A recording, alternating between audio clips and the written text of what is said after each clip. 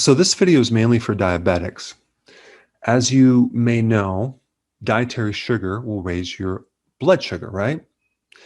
But there's something else that can raise your blood sugar. In fact, it's pretty significant, and I haven't really came across a lot of information on this one point, so I wanted to do a video on it. But it's called gluconeogenesis. Now, what does that mean?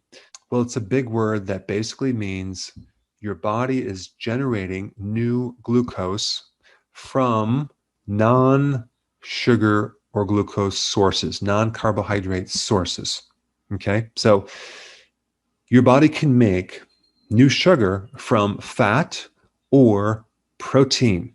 Okay, so your high blood sugar is not just about your dietary sugar.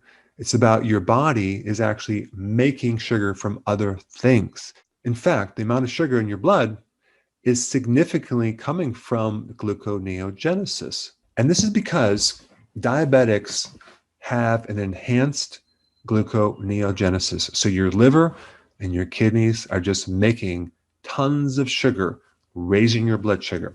It's very important to know that our bodies don't need much sugar, okay? There's only a very few parts of our body that is dependent on sugar.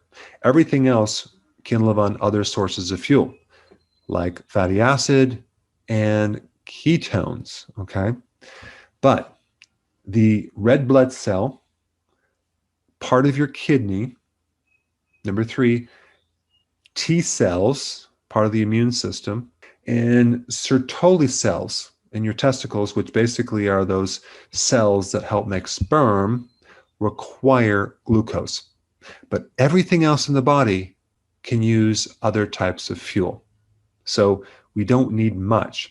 And this also means that our body has the ability to make the sugar. The bottom line is we don't need sugar or carbohydrate from our diet in any way, other than maybe some dietary fiber, which is considered a carbohydrate, but our bodies can't even digest that. Our microbes digest that and turn that into various things.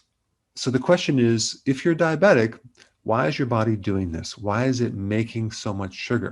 Well, that is because insulin is not working in your body. Even though there might be high levels of insulin in the blood, which is rarely ever tested, you have insulin resistance, so it's dysfunctional. So really, insulin is not doing its job because insulin normally inhibits gluconeogenesis, okay? It actually keeps it in check. The real problem is insulin resistance. That is what's causing the high level of sugar in your blood. So what is the solution? The solution is to focus on fixing insulin resistance. If you can do that, your body will make less sugar and your blood sugars will start improving. Now, if you're new to my channel, there's something called the ketogenic diet and intermittent fasting that you need to know about, and I put a link down below. And there's a free download. You can check it out and start to get on the program, because that program will greatly improve insulin resistance, okay? That will help you greatly.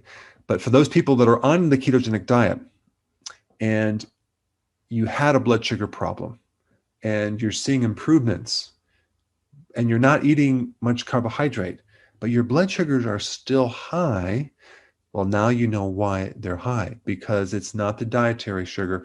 Your body is making too much simply because you had insulin resistance and your body is still in the process of dealing with that.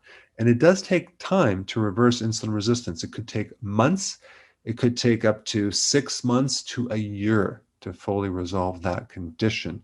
The key is to not give up, to stay consistent, and to understand what's really going on.